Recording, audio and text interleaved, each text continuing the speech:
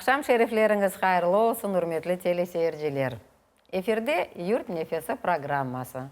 Ve bizim bugünkü musafirimiz, Kırım'dan nam kazangan artist, Çaykovski adına Simferopol Muzikalı Oku Yurtu'nun ocakçısı, Ali Derece ocakçısı Leviza Hanım Çalbaşova.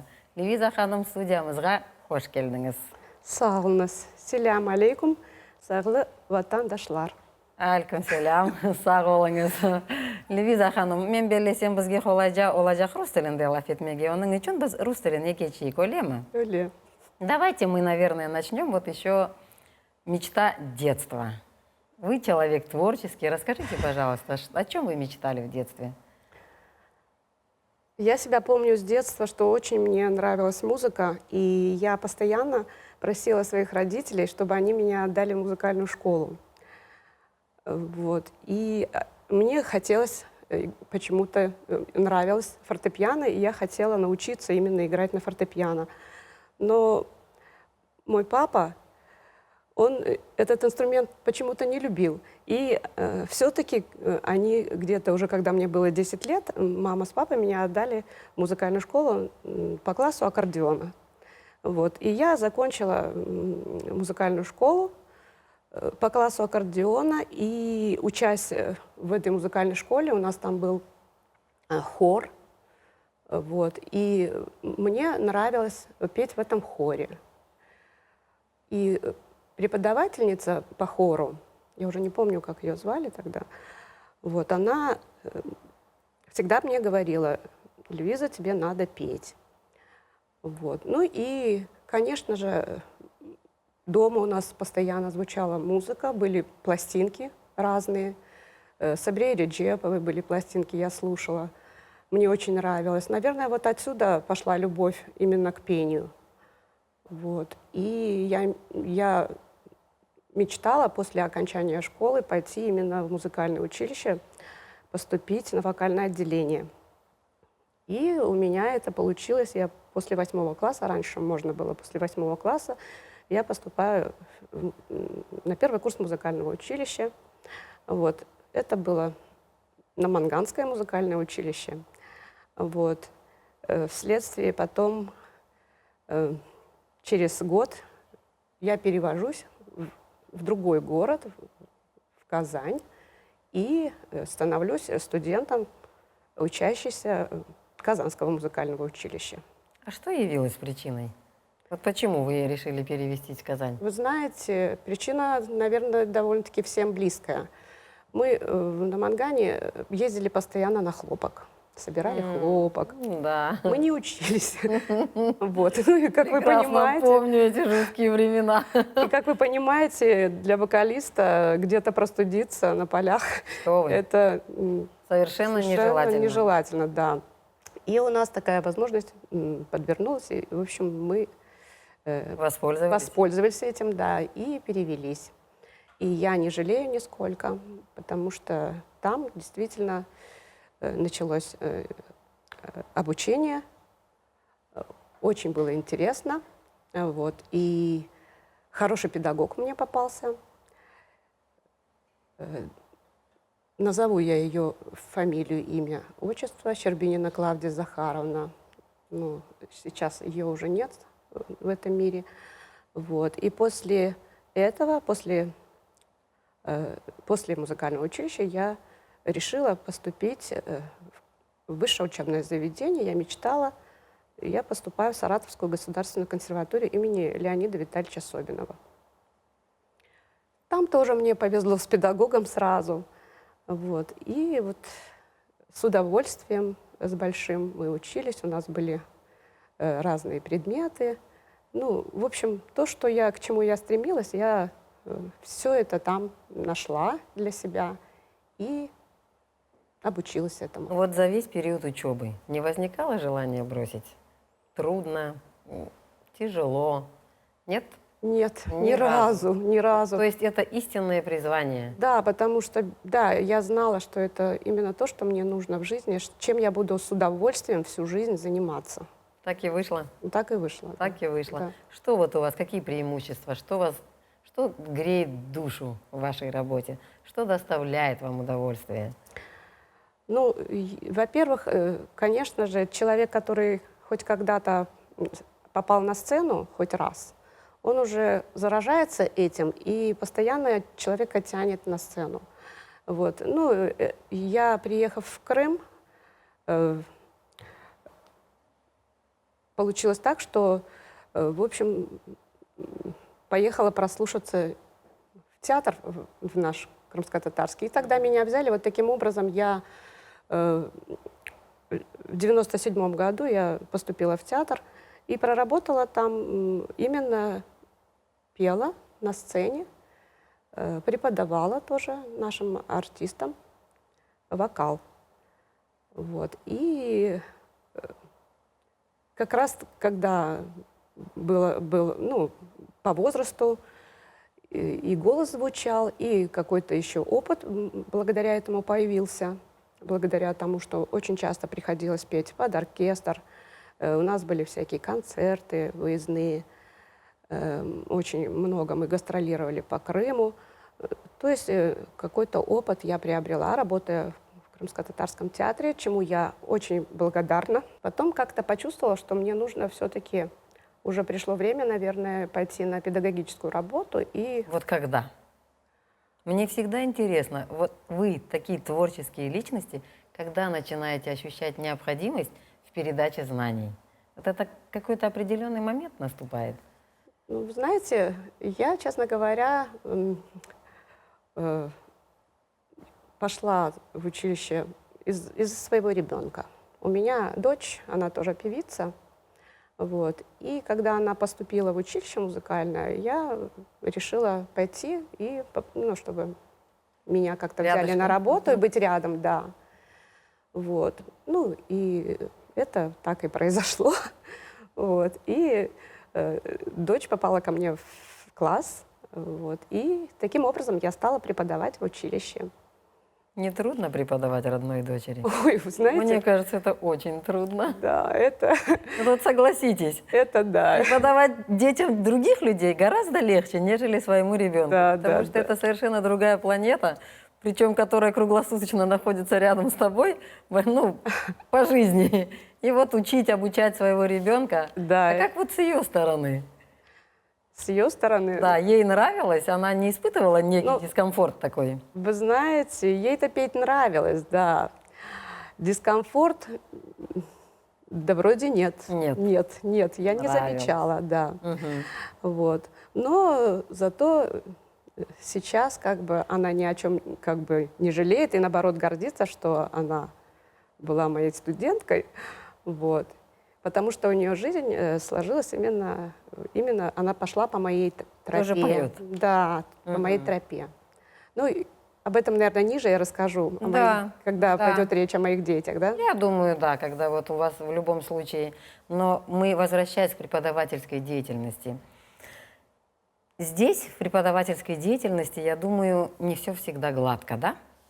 Если, к примеру, вы набираете определенное количество детей, если они устают, бывают такие моменты, но что вообще влияет на качество голоса? Какие условия? Что нужно для этого? Ограничены ли вы в какой-то еде, к примеру? Либо там вам нужен 9-часовой сон? Вот как это работает в вашем направлении? Ну, несомненно, конечно же, сон для вокалиста имеет очень важное значение. Хотя бы 8 часов в сутки нужно высыпаться, вовремя, конечно, ложиться спать и вовремя вставать. Вот. Что касается еды, то здесь тоже есть ограничения. Нельзя ничего острого, соленого, кислого. Вот. Бобовые влияют, да, на связки. Ну, семечки, конечно же. Кофе, шоколад. Вот это все влияет на... Выдерживают дети? Слушайте, вы перечислили столько всего вкусного. Орехи. Что отказаться от семечки. этого, да. Да, Это да, у вас замечательные дети учатся, если они отказываются от всего этого. да, да, да. Это столько факторов, влияющих на качество голоса. Да, да. А вот эта вот расхожая мысль, то, что голосу с утра нужно проснуться, Вот это работает? Это работает, да. Несмотря на то, что, например, в училище у нас был в 9 утра урок. Мгм. Это считается рано. Поэтому вот в театрах репетиции начинаются с 11, например. Я думаю, это в правильно. оперных театрах, да, и в любых музыкально-драматических театрах. И в основном работа уже как бы так на вечер вся распределена, да. Вот. Ну и да, конечно же, перепады, например, температур, допустим, горячее и тут же холодное. Вот, ну, холодное нельзя, конечно, и слишком горячее. Надо пить теплое, есть теплое. С холодильника ничего такого не брать. И мороженое, конечно, очень осторожно. Я всегда его сначала в пиалочку растоплю его сначала, оно растает, потом только... Слушайте, ну, Да. вы сильные люди, должна я сказать. Потому что отказываться от всего этого добровольно, это нужна такая хорошая сила воли. Ну, правильно, вы же работаете горлом. Вы его бережете. Это ваш самый главный инструмент. А вот как состязательность среди ваших студентов? Есть? Вот я хочу петь лучше. Как происходит у вас процесс обучения? Ну, везде, наверное, во всех таких учебных заведениях. Здоровая конкуренция. Да, здоровая конкуренция присутствует, да. Есть дети такие, которые именно стремятся, фанаты своего дела, да, конкурсные дети. А есть такие, которые просто пришли ради корочки, просто вот им повезло, там при поступлении больше баллов они заработали, они поступили. Сейчас же у нас такая система, да, поступления. Смотрят У на... вас тоже по результатам ЕГЭ? У нас ЕГЭ как бы нет, у нас же, ну, как вас, бы наверное, не творческий высшее. У нас экзамен? творческий экзамен, Да. но и учитывается аттестат. Вот оценки аттестата, свидетельства после 9 класса, вот это все суммируется с теми предметами, которые при поступлении сдают. Это специальность, например, сольфеджио, там, коллоквиум, да, допустим. И общую, у кого высокий балл, тот проходит первый. Несмотря на то, что у него вокальные данные, может, похуже, понимаете? Да, бывает такое. Да, Везде, я думаю, бывает такое. да. А как вообще в целом конкурсная обстановка у вас обстоит? Сколько людей вы набираете на первый курс? Человек 10, Не больше. не больше. Сейчас уже не больше. Раньше можно, ну, было и больше брали, по 12, даже по 15 человек. Сейчас поменьше. А сколько выпускается? Сколько поступило, столько и выпускается. Столько и выпускается. Да, да. У вас вообще не встречается такого, что, ну, передумал ребенок? Не моё. Бывает Бывает? такое, бывает, да. В бывает. любом случае, я думаю, на каждый курс у вас есть, ну, наверняка не на каждый те, которые уходят.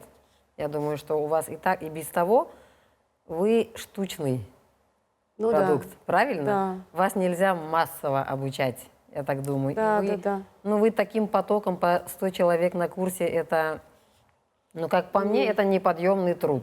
Конечно. Вот я смотрю со стороны, я представляю, какой это труд. Вы набираете первый курс, и у вас кураторская деятельность или как? Вот у вас Есть распределение? Есть кураторы, допустим, первый, там, третий курс один человек курирует, второй, четвертый, например, другой человек, да. А вообще каждому педагогу дается определенное количество студентов. Вот у меня, например, 7 человек в этом году, понимаете? Вот. И в этом попадаются и по специальности предметы, и бывает, что ведешь, например, вокальный ансамбль, но студенты уже не твои, а могут быть с другого класса. Ну, они потому что поют вместе в ансамбле, и поэтому может быть такое. Но вообще стараемся, чтобы студенты наши были именно как бы у нас и ни у кого больше. Это же трудно, это же вопрос притирки, грубо Ну да, выражаясь, да. правильно? Вам же нужно к ребенку привыкнуть, равно как и ребенку нужно привыкнуть к вам. Да, да. Потому что, мне кажется, этот момент тут обязательно присутствует. Тут Конечно. вы не сможете это обойти, как бы вы ни старались. Ну, люди, и поэтому я думаю, что у вас, как у творческих людей, есть дети с характером. Разные, да. Да. И каждому нужно подобрать особый Вот. ключик, Вот. да, найти общий язык, чтобы он тебя понимал не то, что с полуслова, а с полувзгляда, понимаете? И мне кажется, что именно у ваших детей должен быть характер. Правильно? Потому что, ну, такие бесхарактерные, мягкотелые, они, ну, не смогут они. Это же трудно. Да, да, да. Совершенно. да, да. Я в этом абсолютно уверена, что потому что это такой тяжелый труд, от стольки всего нужно отказаться, чтобы этим заниматься. Естественно, это необычные дети. Это необычные дети, это какие-то, да, особенные. Согласитесь, они Да. особенные. А вот как наши крымско-татарские дети хотят этим заниматься? Да, очень много есть желающих, хотят, да, и уже они и заканчивали уже учебные заведения, и не только училища, но и консерватории. Вот. Ну, сейчас, например, учится у меня девочка во Львовской консерватории. Двое студентов у меня во Львовской. Один уже закончил, другой девочка Мэрия Пашаева, например, да. Потом, ну, Киевская консерватория, конечно же, Куртумеров Исмаил, Садия Османова учились у меня, они уже тоже закончили. Но они нацелены на возвращение в Крым по получению образования или весь мир для них открыт? Я так думаю, что весь мир для них открыт. Я тоже так думаю, потому что это такой чудесный мир музыки, да? Его нельзя как-то причислять к какой-то определенной территории. Это такое мировое достояние, им должны пользоваться и получать удовольствие, наверное, ну, мировая общественность, я так думаю. Да. Хотя я вот, извините, я вас перебью, еще один студент, ну, дочь моя, да, которая осталась в Казани, вот, и тоже Казанскую консерваторию закончил студент Мамутов Инан. Ну вот он вернулся в Крым, да. Все-таки Вот. корни сделали свое Корни дело. сделали свое, да. И он Зов предков сработал. Да. Ну, замечательно. Ну, пусть хоть кто-то возвращается. Иначе, ну, для чего все это? Я думаю, что так оно все и будет. Кто-то будет оставаться здесь, кто-то будет сообщать обо всем этом миру. И если будут звучать наши крымско-татарские фамилии, в любом случае, это для нас хорошо. Да, да, вы правы, вы правы. А что вот для вас музыка? Вы же слушаете какую-то другую музыку? Вот вы можете навскидку назвать 4 группы, исполнителя, таких, которые вам доставляют удовольствие? Знаете, я люблю хорошую музыку. Если музыка хорошая, любого жанра, она как бы, ну, я всегда с удовольствием слушаю. Навскидку Монсеррат Кабалье, Лючано Паваротти, ну, Ильхам Шакиров, наверное.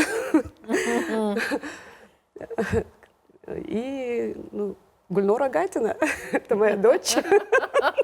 Замечательно, слушайте, это просто великолепно, что вот в этой четверке оказалась ваша дочь. Это вам такой плюс. Вы сделали все, чтобы этого добиться. При том, что вы слушаете только качественную, хорошую музыку, то и перечислили в числе остальных на уровне с Монсеррат Кабалье свою дочь. Вы сделали свое дело, слушайте. Машалла. А фильмы, книги, какие вас интересуют? Ну, тоже хорошие. Вообще, бывает у вас время для отдыха? Ну, вы знаете, очень, ну, только вот, наверное, 2 дня в неделю именно, суббота, Это суббота и воскресенье, да. которые я, ой, как Да, и не женщина, знаешь, я да. думаю, что вы тратите далеко не на фильмы. Да, да, да, и не знаешь, да, ну, за что тебе браться, за что хвататься, да, как говорится. Ну, фильмы отечественные, «Любовь и голуби» нравятся, например, да, вот. Ну, что еще? Люблю фильмы такие исторические. Вот «Великолепный век» сейчас опять начали показывать. Уже Нравится? 100 раз смотришь, и все равно вот как заново, знаете, костюмы, актеры красивые. Ну, да, конечно, вот. очень красивый Очень красивый фильм, фильм. Вот. Люблю красивые фильмы, понимаете? И я так подозреваю, что только с положительным концом. Да, да, Да? да, обязательно, чтобы был положительный конец, обязательно. Ну, книги, что касается книг, Лев Толстой «Война и мир», «Преступление и Да. наказание», да. Вот у меня, честно Достоевского. говоря, у Толстого ближе Анна Каренина, нежели «Война Ну, и там, мир». знаете, Да. там слишком трагично все. Да, но причем нет, я вот должна сказать, что Анна Каренина, я ее за всю свою жизнь прочла, наверное, 3 раза в разные возрастные свои периоды. И 3 раза восприятие совершенно разное. Мне кажется, Ну да. что я только сейчас поняла, что это за роман. Вот Поэтому именно. то, что чтение Да. в раннем возрасте, оно Это совсем не то, да? не то. Мы не понимаем, мы не доходим. Это слишком серьезные авторы, чтобы нам как-то вот их настолько рано читать. Просто не воспринимаем, я так думаю. Мгм. Ну, из современной литературы Мэнсон, особенности тонкого пофигизма, что-то такое вот как-то. Ну, вас все Такой. тянет вот на что-то такое, вот отдохнуть. Правильно? Чувствуется это... Знаете, с чем это вызвано, я думаю? Это с тяжелой нагрузкой на работе. Это точно. Когда человек устает на работе, вот, ну, не хочется вечером никаких таких остро-психологических фильмов, где нужно очень много думать, включаться и так дальше. Нужно же отдохнуть. Обязательно, да. Да, обязательно Ну, нужно правильно. отдохнуть и восстановиться. А как вообще вот ваш типичный рабочий день, он как проходит? Ну, конечно же, я планирую всегда, да, на неделю набрасываю, чем я буду заниматься, кроме основной работы, да. Но не всегда это удается, но если ты не делаешь план, себе не строишь, то ты являешься планом каких-то других людей, да, которые тебя окружают. Воспользуются тобой. Чего уж там. Да, чё уж там. Да. Вот. Ну и получается, что сюда ну, входит все буквально. Ну, что успеваешь. Я, например, в основном работаю во второй половине дня вот, в училище. Вот. И утром, конечно, занимаюсь здоровьем, там правильное питание, все такое. Хорошее начало дня. Да. Ну и, конечно, там, что касается физкультуры, такой разминки, это тоже присутствует немножко. Вот. Ну, что-то почитать не успеваешь, что-то посмотреть тоже не успеваешь. Ну, как-то, вы знаете, время стало как-то быстрее, что ли, идти? Или это только мне кажется? Нет. Вам не кажется? Нет, оно так и есть. Да? Неделя только начинается, и вот завтра Да, пятница. Да. И завтра Почему-то- пятница. Почему-то раньше мне казалось, что дни тянулись дольше, да? Да. А сейчас вот Они как были будто, вместительнее. как будто сутки сузились. Да, Да? сузились, правда. Сузились, да. Вот, ну не знаю, вот такое у меня впечатление. Нам в сутках не хватает количества часов, верно? Не хватает абсолютно. Приходишь с работы уже уставший весь, и уже пора спать. Да. Да, стараюсь в 10 часов ложиться спать. Вот, ну как бы То есть это... режим. Режим стараюсь держать, да. Ну, я думаю, вам по-другому и нельзя. Мгм. Ну да. Иначе вы, а скажите, как вы вообще обходитесь без кофе? Ну, вы знаете, я вот иногда себе позволяю выпить чашечку кофе. Мы сегодня позволим, я думаю, по одной чашечке. Мы несколько нарушим ваши традиции. Спасибо, спасибо. Да. А из-за чего в жизни вы испытываете гордость? Поделитесь. Хороший пожалуйста. вопрос. Ну, ответ такой. Моя семья – мое богатство. Вот. У меня 3 детей, взрослые они уже, семейные. Вот. И я горжусь своими детьми. Горжусь тем, что кто-то добился своего в жизни, к чему стремился, что кто-то нашел свою вторую половинку и стал счастливым, понимаете? И счастье детей, вы же понимаете, что это для мамы это самое главное. Самое да? главное, Вот. да. И видя вот это все, я благодарна Всевышнему, что все так складывается и сложилось, и что будет еще лучше. Что касается моих детей, я очень этого хочу. Вот. Ну, вот о дочери хочу сказать, да. Да, я бы тоже хотела, что расскажите, пожалуйста, это интересно.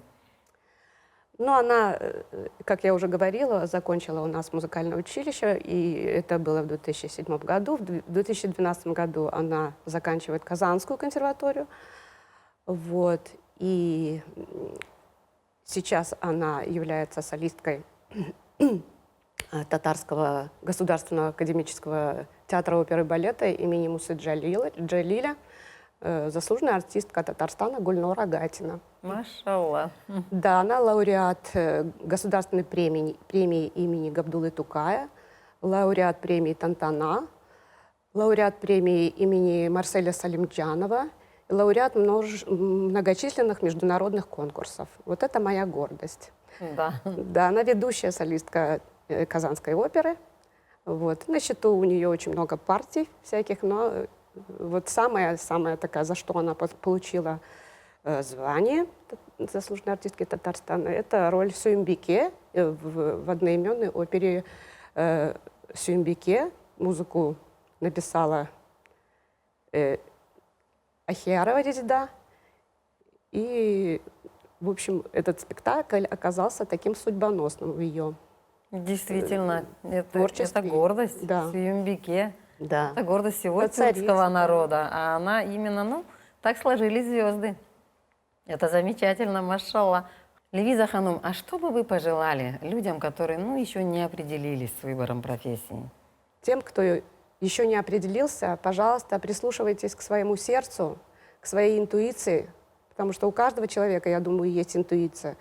И что вам подсказывает ваше сердце, тем и занимайтесь в жизни, чтобы вы потом всю жизнь наслаждались, а не жалели, выбрав какой-то неправильный путь. Вот. Поэтому я всем желаю найти себя в этой жизни и приносить много полезностей, вносить в эту жизнь, и чтобы она становилась лучше для всех, для нас. Чох сағылыңыз, очень хорошие пожелания. А мы, в свою очередь, желаем вам дальнейших творческих успехов, чтобы вы воспитывали достойные голоса Крыма. Спасибо. Урметлі телесерджилер, бүгінгі яйынымыз соңына етті. Көргеніміз кебі музыка әлемі мужизелі бір әлемдір. Эфирде көрішкеніміз қадар сағылықнен қалыңыз.